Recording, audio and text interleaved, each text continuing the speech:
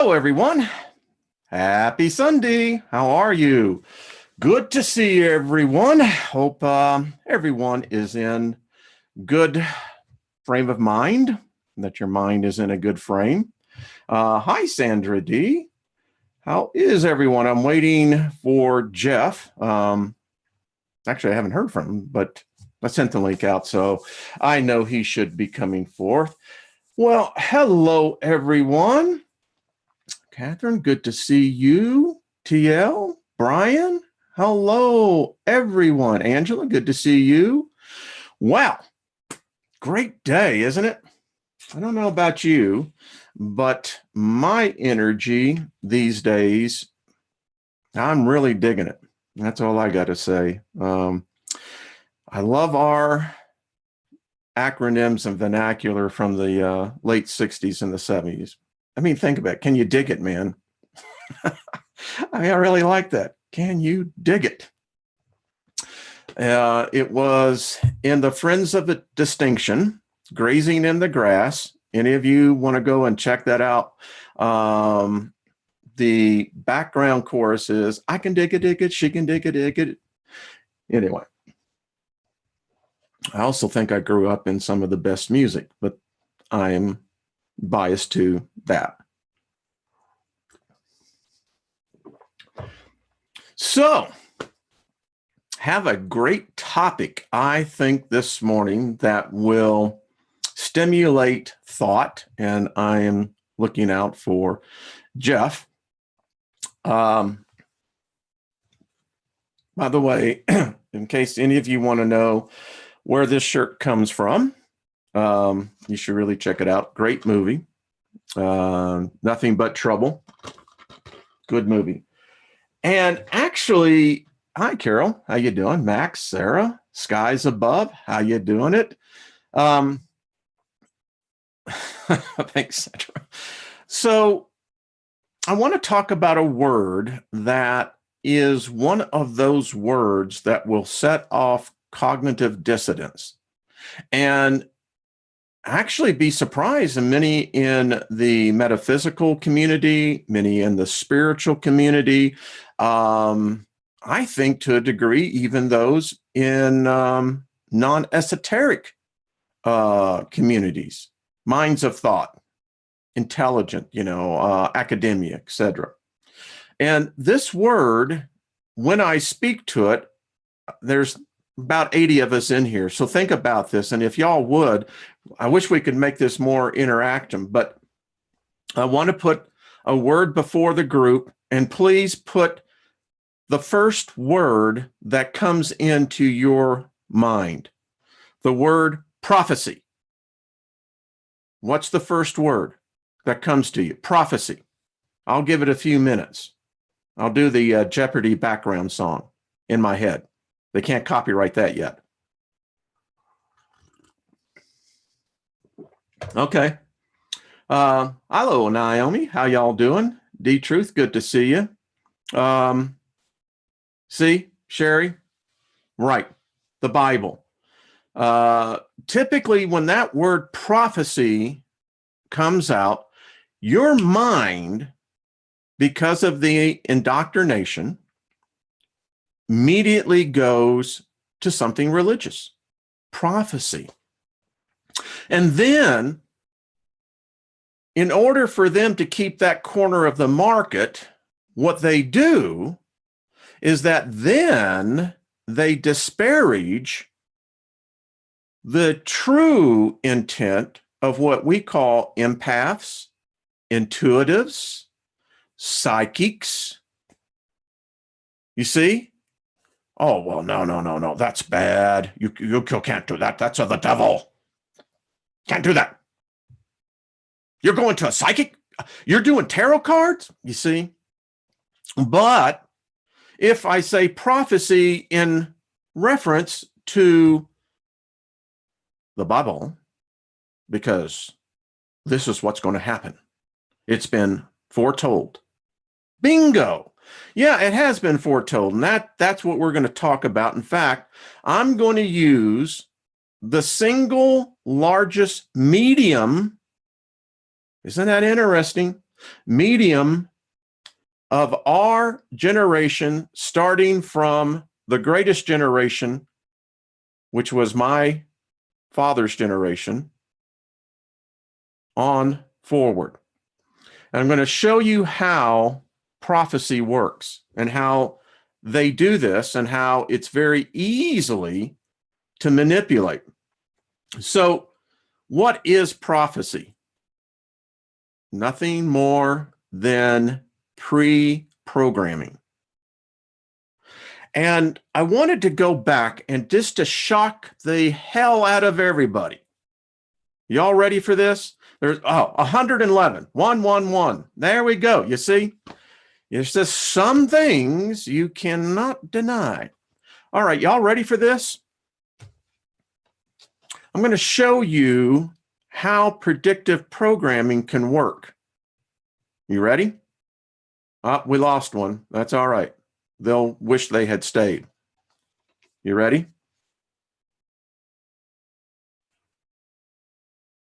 You seeing this?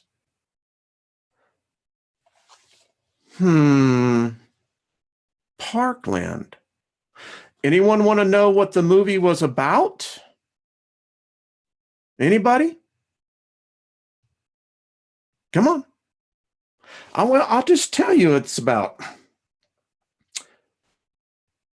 November 22nd, 1963 is the day that changed the world forever when beloved American President John F. Kennedy was assassinated in Dallas, Texas. Parkland is the true story behind that tragic day, told from the vantage point of individuals who were forced to make a split-second decision after this incomprehensible slaughter.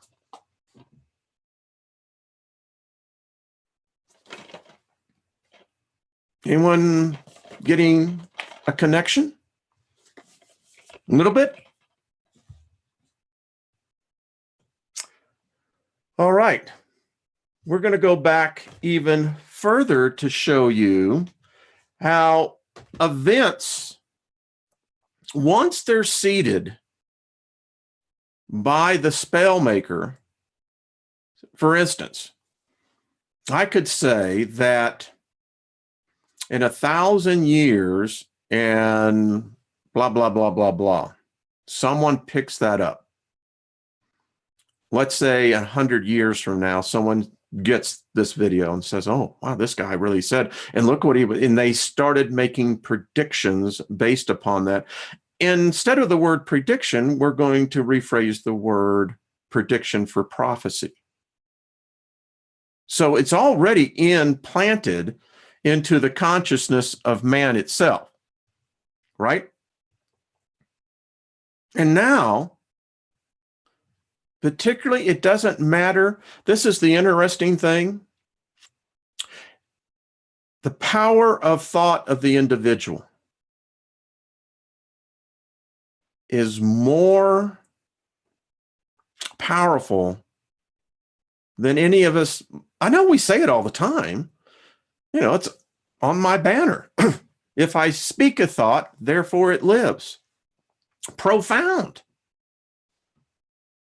But when one individual truly believes in that, they can actually encapsulate their energy. Are you ready for this? In a time delay, much like how you can take a prescription, a time release. And if it's done properly, with the right energy around it, that time capsule of energy begins to perpetuate itself as it moves forward in the timeline. Interesting, huh? And that's how it begins to start with small cults, small groups of intellects, rebellious portions of the population. They begin to grab a hold of that energy that's encapsulated, and that energy, it gives off energy. And particularly if you have a proton, an atom, that is of an opposite polarity, we all know what happens. But if you have like polarities, we know what happens with that as well. Energy is everything, Carol. You are right on that, girl.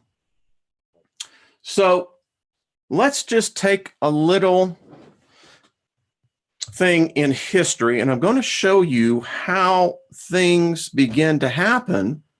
For instance, and the reason why I'm doing this is that everyone by now knows April 23rd is now the new date. What mind coitus? The fact that they even propagate this is what really burns my butt. You read all the time about fake news, how Google and Facebook and all these blah, blah, blah, we're going to really get in here. We're going to tell you what news is and isn't. And yet, they'll put that out there. The rapture, the 23rd, April.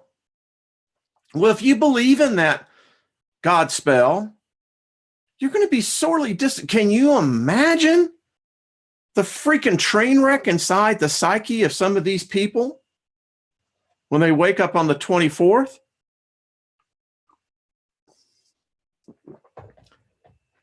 Didn't we have the same thing like this with the Hale-Bopp comet? Remember that? They were all going to be taken up in a spaceship. In my lifetime, I have seen mass hysteria that leads to mass suicides, mass murders. I mean, Jim Jones. Who can forget about that? You know, Waco.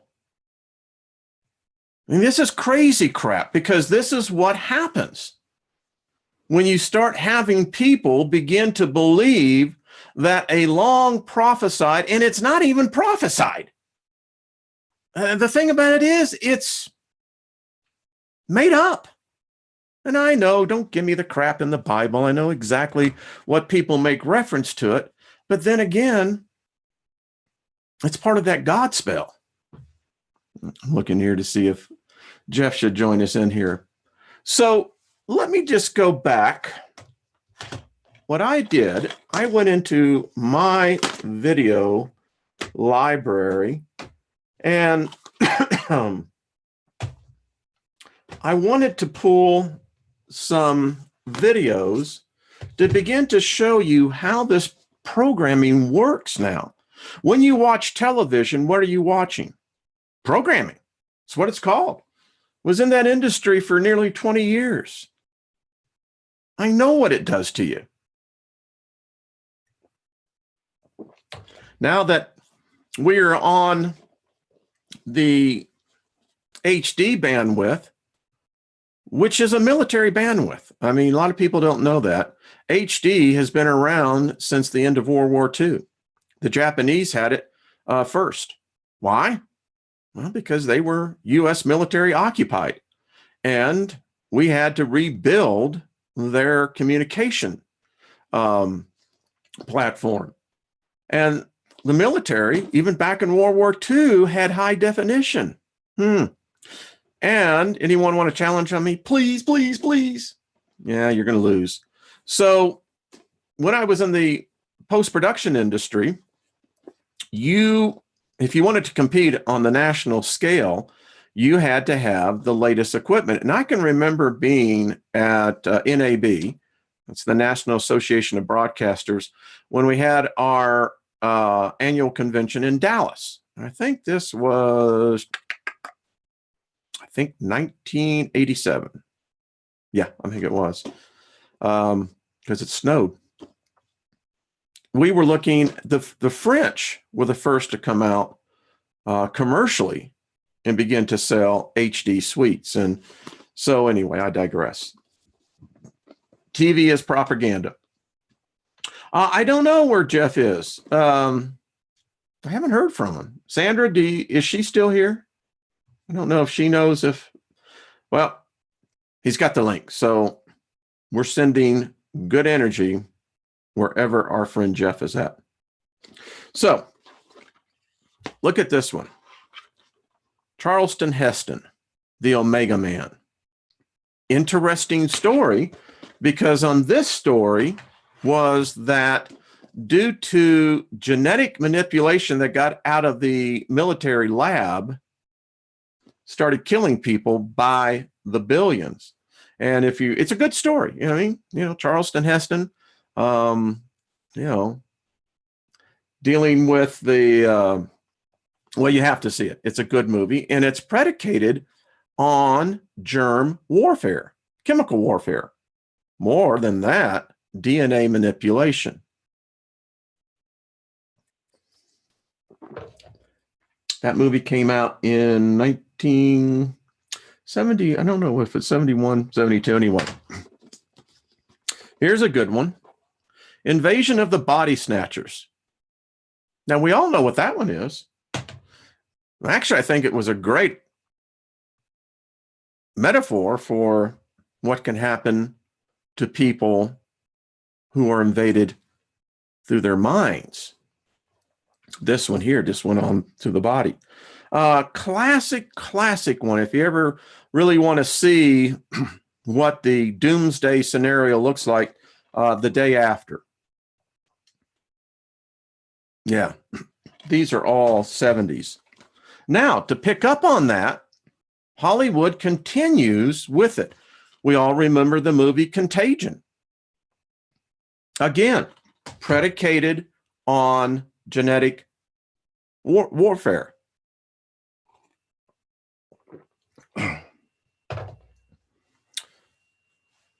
Let's continue. Outbreak.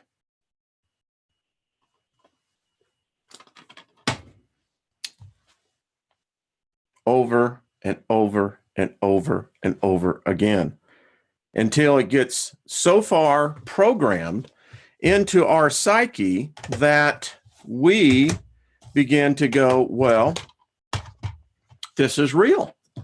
This is happening. All right. So let me continue on with the theme. So we all remember the classic. Are we in a matrix today? I don't know. Sure seems like that. I don't know.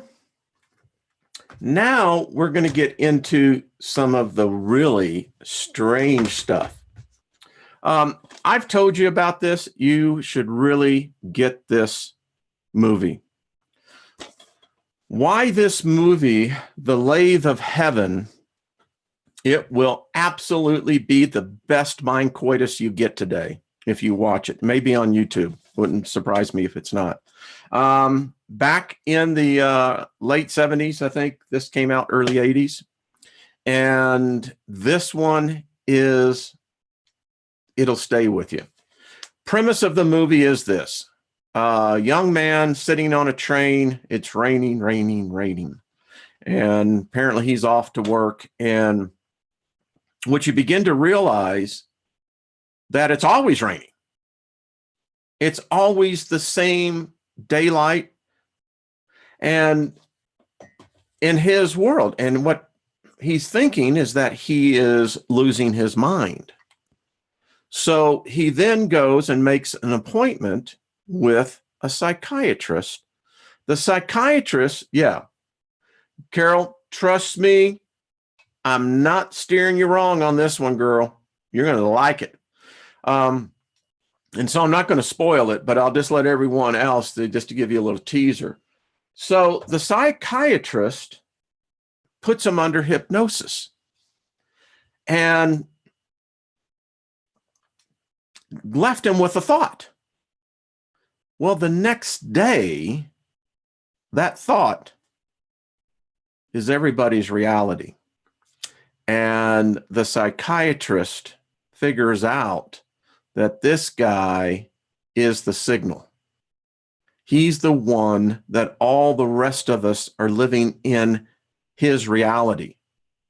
Now, think about this. Are all of us living in someone else's reality? I mean, I just showed you this. This is really what led to this. When you watch these two movies, what you begin to see side by side is that this was the progenitor of what became the Matrix. So the thought has been around in philosophy, and I would say particularly since the medium of motion pictures and we began to understand its impact on the psyche of humanity. I'm going somewhere, folks. You're going to like this. That you and I, in fact, I'll look at the statistics on this, but I believe as last I looked at this, I read somewhere that there's like a 1 in a, I don't know, I want to say a million or somewhere around there, that you and I could actually be living in someone else's reality. And the reason why we're able to create our own reality is that because this reality that we are a part of, it's only whoever constructed that reality, when they focus in on us, that seems to make us think that we're then a part of an overall general reality. To prove my point on this, Dr. Robert Lanza, in his book Biocentrism, pointed out that how do you know someone lives in Russia? I mean, unless you have a direct contact there visually, you can't prove it. Kind of gets you to the point, how can you prove yourself? Told you this is interesting. Now, let's ratchet it up a notch. In the 90s, something was determined, and the brilliancy of a mind by the guy's name was Chris Carter, who had come up with this concept of basically, let's take the opposite of the opposite approach. Let's build a series bringing two characters together that they're out and they are antithesis of each other. One is convinced, one isn't. And then the conversion starts, and that became the X-Files.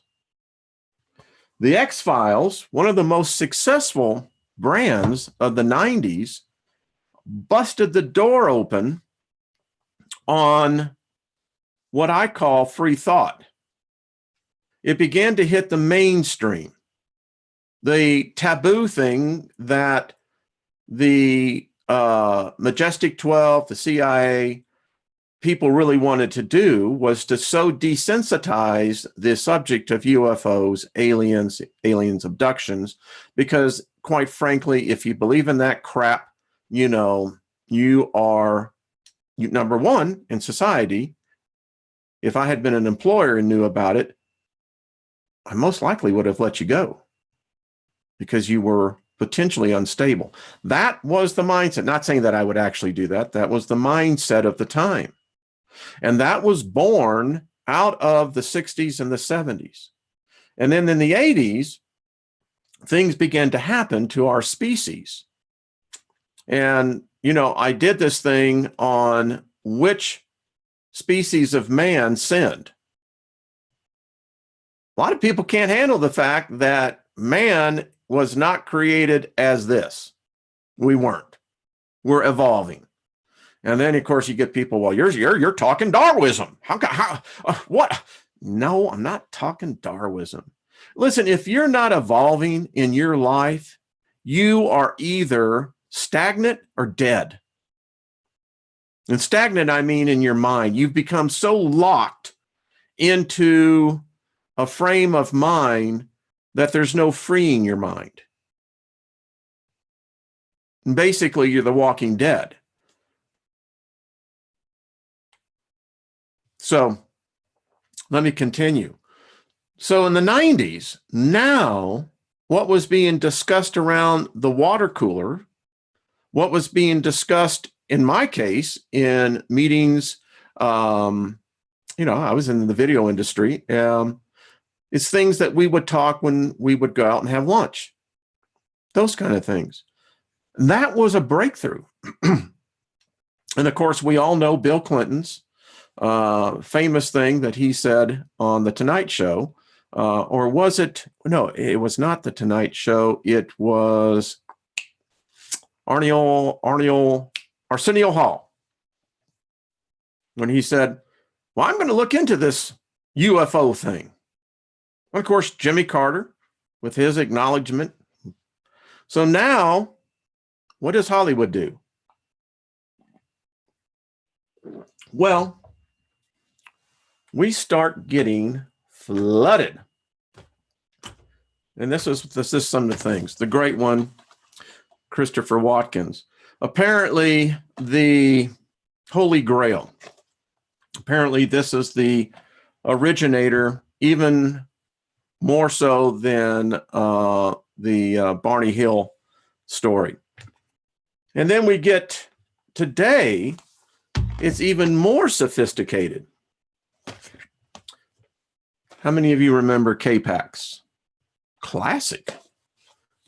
Now we have, excuse me, intelligent, sentient beings able to travel on photons.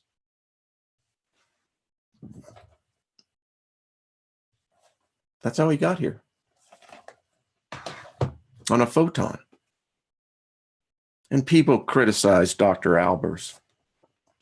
Not buying it. And, Terminator. Now we've got the machine, the AI. Right? And in order to begin to domesticate the fact that they are here, we have a whole host of and sundry in different genres. Again, all programming. We have this movie. It was a great movie. Funny to watch. If you haven't seen it, watch it. It's funny. This one, I think, did the biggest breakthrough. I have to say that this movie here, and I still got friends that are in the business, really changed, again, advanced the programming, and now seeing that the little gray guys are not bad guys at all. In fact, they're hilarious. And that is a funny movie, I have to say. But then we get the opposite of this. You see how this is going? So now we get this kind of true stories, dark skies. They ain't no little nice guys anymore. These are big bad guys. Then we get the documentaries that begin to go out and tell the stories. Then it gets stranger, because now we're told that the aliens are really ancient Sumerian gods. This is the strange thing about this movie. Whether it was real or not, doesn't matter.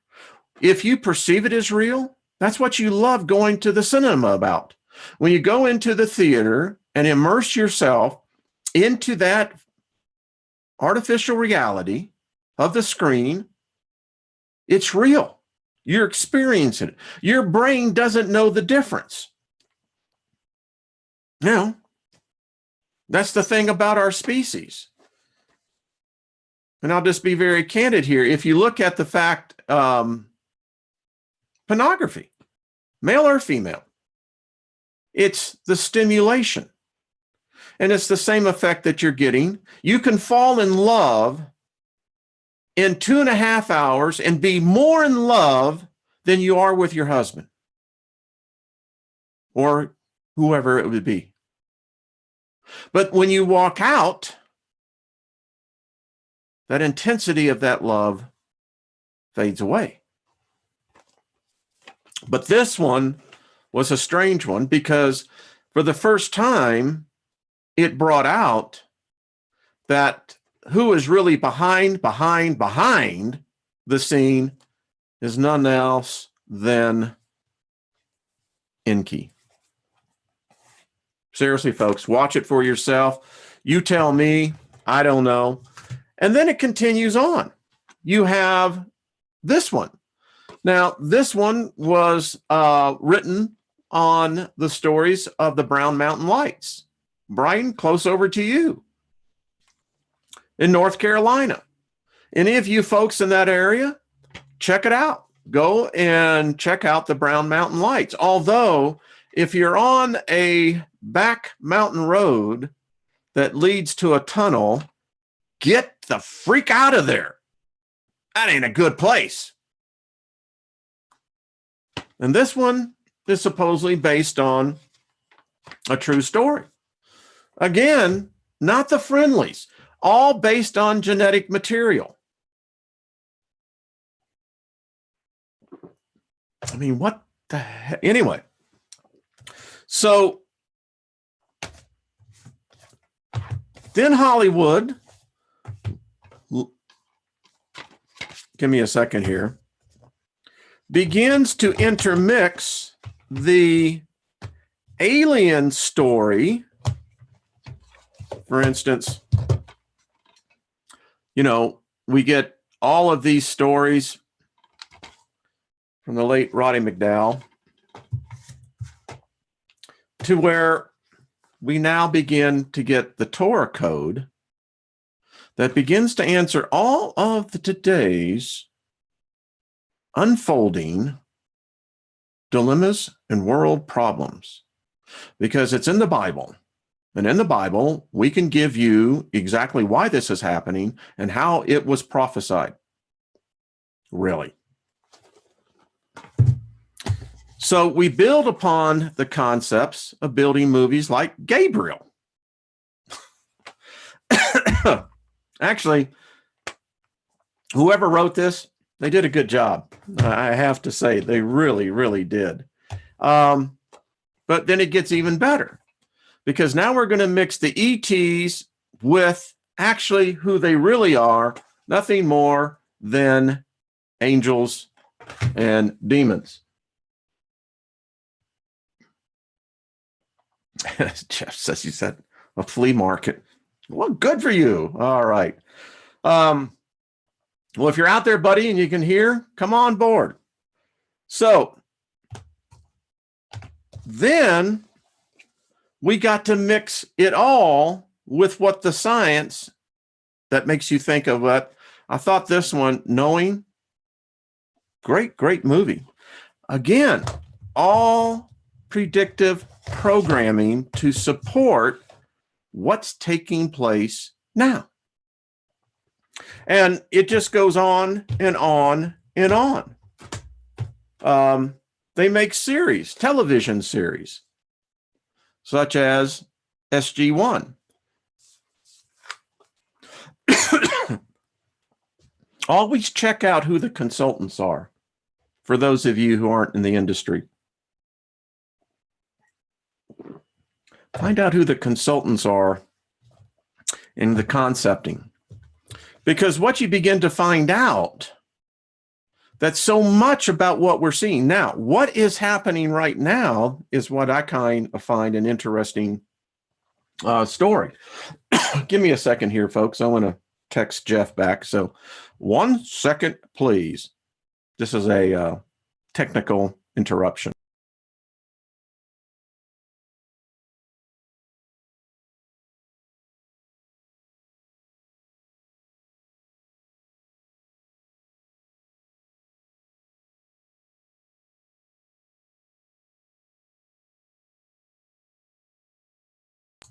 Back. So, what do you think? Hey, he's a gun. Let's see. He's writing back. I did. I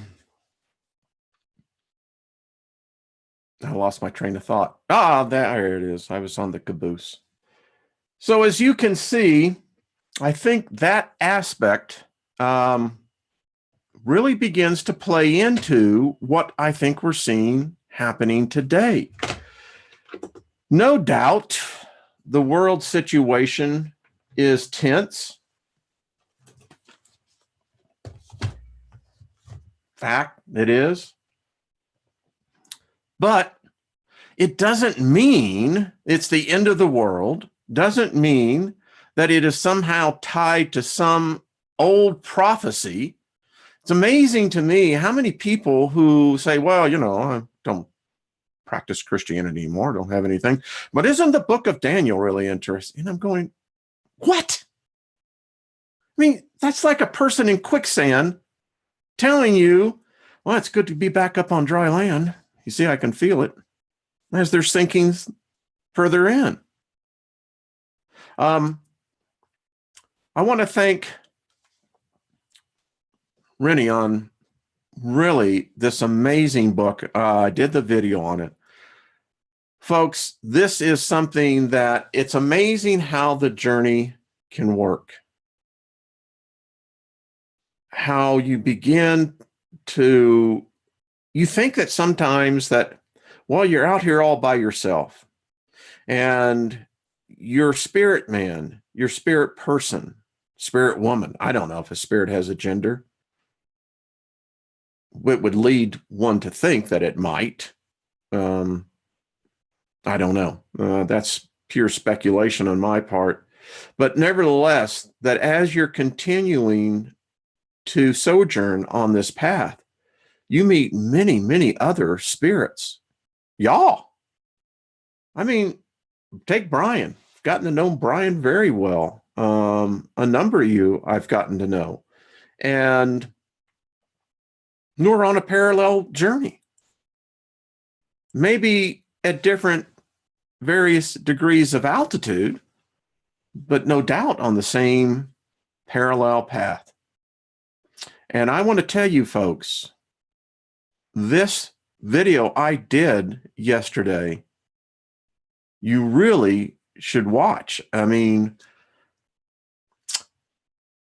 so it's not your normal Sunday morning. Jeff wants me to send him the link, but I didn't know how to send the link to him on his cell phone because I got two different things. Well, buddy,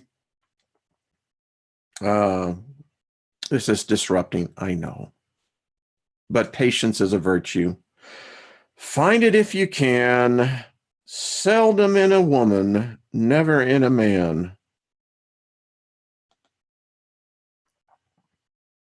Did I really say that? Yeah, I did. I did. I really did. So let me get back to the focus here. I was accused in a comment, could you just follow one thought? And of course I wrote back, why? There's so many. So let's talk about this for a second. This whole idea that somehow you and I have sin. We're born into sin. That our species, the Homo sapien races, are all somehow contaminated, defective. How should we say? Less soiled. I can just go on and on and on because we pissed off some god and some kind of cockamamie thing made of a, first it was the apple, and the apple said, I'm going to sue you for defamation of character and slander. Well, we can't take the apple anymore, so we have to just say it's a fruit. Okay, it's a fruit. It's preposterous. I knew it at the time, but they just beat the crap into you that you're unworthy, You can't pray in yourself. You have to pray in something else's name, that you have to go through all of these rituals to somehow even be worthy enough to crawl on your belly before an unseen God that apparently doesn't give a crap about you to begin with. Oh, no, he does. He sent the Savior to save you. What? This book, The Teachings of the Masters of the Far East, spot on. It will free you. It'll free your mind. It'll free your spirit. And here's the bottom line. I did a video on it. Watch it. How could God have authority, rule, or have anything to say about sin unless he created it? Now, if he created it, then you and I have just been totally screwed over by the religious doctrines. But if he didn't create it, and if it was something that mankind created, then God has no authority. He is powerless. It has absolutely no say in it, cannot do anything about it. It is absolutely foreign to it, and it would never be around it. But here's the problem. But then they tell you, well, that God, and I call God, it's not a God. Unfortunately, they hijack that terminology. Think about it as the unimaginable, infinite being. Now, I believe this entity is everywhere in everything all the time. That would mean it is omnipresent, omnipotent, omnipotent. If that's the case, then the whole sin thing backfires in its face. Because how can it be everywhere, but not in sin? And that gives the whole thing about hell. If their God, the God of the Bible, is everywhere, in everything, all the time, well, that means it's in hell too. The fact of the matter is, folks, the only sin is what I love how it says: ignorance. Yeah, I know Jeff is, I'm trying to get that to him. Okay. Now he wants the meeting number. I don't have that, Jeff. Hold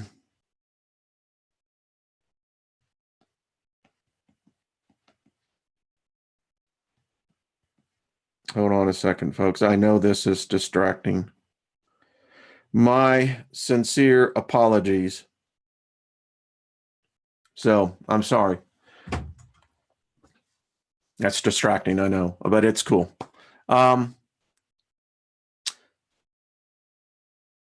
So I started reading. Y'all really need to read this. I mean, I'm going to do a whole new video on breaking the God spell too, because I love what the idea here. And let me tell you about this Christ thing. Christ is not a person. Never was. The Christo, where they get the word from, and by the way, what did they call it before Latin? Basically means anointed one. There were many anointed ones. You could say technically all of us are anointed ones. So there was never a person that was nailed to any tree. There's no records of it. Dale, I appreciate you, because, he was one that said, well, I believe that there was some evidence on this. And I said, well, if you have it, provide it. I've been searching for a long time. I can find no evidence, no written evidence, none. None of the time, none of the people that were there that we know are alive and never wrote about anything about this supposed Messiah. They hijacked it. This is something I think has been universal to our species. And if you deny that Cro-Magnon man never existed, there's no freeing your mind. You're trapped. Hate to say it. Love you. Wish the best, but your mind's trapped. So let me just say this. We're on to this. Sherry, I saw your emails. I'm going to get back to you. I'm behind on the emails, but I really spoke about doing a show on healing and doing a mass healing community-wise. Those who want to come in, invite your friends. Let's fill the chat room up and let's bring people. There are a lot of you that are hurting out there. I know a lot of you are at a critical point. I know a couple that death looks to be the only option coming. There are healers here. Because I do believe you can heal psychically, remotely. You can send healing. And just to show you that this is not some fringe metaphysical type of New Age thinking, that thinking is in, for the Christians, it's in your Bible. Your Jesus did that. With a thought, he healed. It says that, he was just like us. So if he can do it, we can do it. And yes, we can do it. I know. Lammy Pie, big hugs. There's a couple of others. Sue G is one. Just to speak right off that I know. And there are others. And I think it's something that we ought to do. The religious mindset took and I think hijacked that whole idea. Someone asked me one time, do you think that people were healed when you were in Christianity? Yeah, I do. But it wasn't the name of Jesus. It wasn't that because some guy was up there. What it was is that there was a vessel ready to receive. And that was the thing they always taught us when I worked with the Kenneth Copeland people, and they would come into the vicinity, is that, where you had the sick, they always put them in one section. And the thing is that you had to get them prepared mentally to receive, right? And there was a step-by-step, well, thank you, Daniel, appreciate that, that unless they were prepared to receive, they wouldn't get healed. Now, did the healing last? I can't answer that. I know some people that it did. I don't know about others. But I do know this is the fact that when you pull that much energy together and you get the focus, and in these crusades, many times, if you look at some of the larger crusades, they can be in the millions. That's a lot of energy. That's a lot of energy. And if our bodies are basically nothing more than walking generators, that type of energy can do wonders to you. Your body will react to it. And it's because why? It's a healing energy, regardless what name it's in, doesn't matter. But it's the aurora, the intent of the energy is healing. And it works. So I think that that's something we can do. I think it's something we can do collectively. Maybe we can begin to bring the YouTube community and all the others that are of like spirit, mind, and begin to stop. I'm just going to make a commentary on this. When you look at the most popular YouTube videos, they're stupid. There's nothing. I saw one person sent me one, and a woman in a brassiere washing dishes getting 20 million views. What does that do? What does that bring to the consciousness of humanity?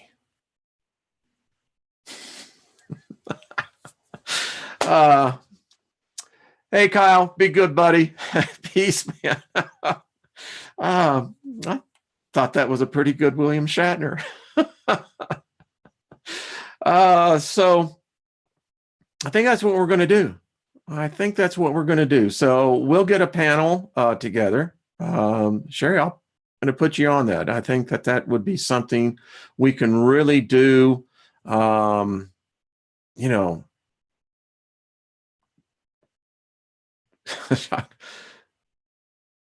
Okay. Y'all just email me. Those who want to help beyond listen, this is something we could do. I think it's a wonderful way to help people. Man, I know I've been there. Struggling. And I tell you, I love waking up in peace. Oh, I really do. I mean, it's refreshing. It's far out. I mean, what I wake up now is usually singing. Maybe it's because I learned something from the animal kingdom. When I used to run a lot, and getting up at 4:45 is when I would get up and run.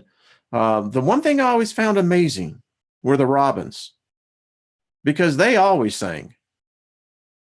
Man, right there at 5 o'clock, it seems like it was a rooster. Well, this has been fun. I know Jeff was out. We'll get him out next week, get over on his channel. And folks, I really want to do this. I want to stop the negative. I want to break that barrier and build a bridge between people that, regardless of their political, social, religious ideologies, that we can maybe have a place to come together where we can share ideas. Listen, I've struggled with this thing, and to realize that God never created sin, so how could he have any authority over it? How could he do anything about it? It's foreign to him. He wouldn't know what to do with it. Even if he was all-knowing, he still would not know what to do with it. He couldn't do anything of it. It wasn't his creation. Now, I don't know what we did to ourselves that was so horrendous that we pass it on genetically. But if we could just teach people that they don't have to hate themselves, they don't have to be in perpetual guilt, there's no need to go to any intermediary. Why? And the whole creation of a savior who was what? A 12-year-old girl was impregnated by what? Well, they don't want to explain that. Well, it was the Spirit of God. Well, that meant he had sex. That's just what it is. They don't want to admit to that, but it means that there was, what? The sperm was just magically, now I know where Gene Roddenberry got that transporter idea. You see, maybe if we could just come together on that, just tell people. I know I have a special folder where a number of you have written me. I know the things that you're struggling with in your body, but I'm telling you, all illness is anchored to something. There's a root cause to it. And I don't know this for sure, but I suspect that it's the unforgiveness each individual carries against themselves. And until that individual learns to truly forgive themselves. And people say, forgive yourselves of what? Well, how many times do you cuss yourself out? How many times do you call yourself names? How many times do you self-booby trap yourself? And then you condemn yourself. And then you look for something outside of yourself to seek somehow remission of these feelings. And the only problem with that is no one can do it from the outside. It must be done from the inside. Wow. But it's true. It really is. And then when people talk bad about you behind your back, and when you find out about those things, what do? I'll tell you what you do. You laugh. You laugh. Why? Because laughter is a sign of a healthy spirit. If you don't laugh, there's something wrong. You need to check under the hood. If laughter isn't a part of your daily life, where you laugh in love, laugh in joy, then something's wrong. I just read Don Knotts, miss him, Barney Fife. Do you know that on his deathbed, he had his daughter and his wife crying because they were laughing so hard? The man left laughing.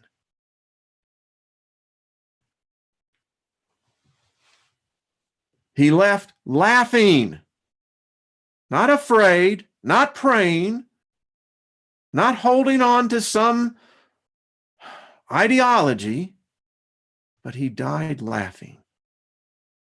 Now that's the way to go out on the journey, folks. And I'm just going to get back to it, just about to end the time here, but it's laughter, folks. If you don't have laughter, if laughter is not in your family, if it's not under your household, ask yourself why. Why are you not laughing? You don't have joy. That's why. I love this body. And I'm going to do this for everyone on this one. We got 260 something people here. Love your body. If you've ever been betrayed by a lover, someone has betrayed you as a friend, let me tell you something. Go to the mirror and hug yourself, because your body has never betrayed you. You may have betrayed your body, but your body is more loyal, more faithful than any spirit you could ever know. And maybe if you start by apologizing to your body will start responding by becoming healthy. It has the ability to heal itself. But why would you heal yourself if you're not appreciated? If you're somehow abused?